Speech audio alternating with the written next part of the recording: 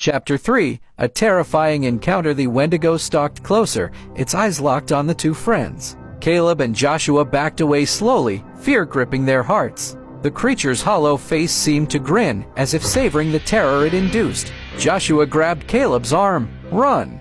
he shouted, pulling him toward the trees. They sprinted through the underbrush, branches whipping at their faces.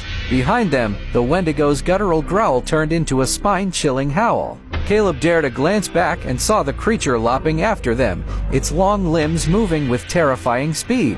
Suddenly, Caleb stumbled and fell, his ankle twisting painfully. "Josh, help!"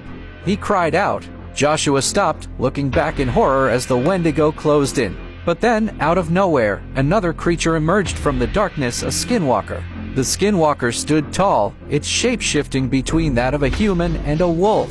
It snarled at the Wendigo, its eyes glowing fiercely. The Wendigo halted, surprised by the sudden appearance of a rival. Caleb stared in disbelief. He had heard tales of skinwalkers, but seeing one in person was something entirely different. The skinwalker bared its teeth and launched itself at the Wendigo, claws extended. Chapter 4. The clash of monsters. The two creatures collided with a bone-jarring impact, snarling and snapping at each other. The Wendigo's claws raked across the skinwalker's fur, drawing blood. The skinwalker retaliated with a savage bite, sinking its teeth into the Wendigo's arm. Caleb and Joshua watched in horrified fascination as the two monsters battled. The forest around them seemed to hold its breath, as if the trees themselves were witnesses to the deadly confrontation. The Wendigo howled in pain and fury, its eyes blazing with rage. It swung its massive arm, knocking the skinwalker to the ground.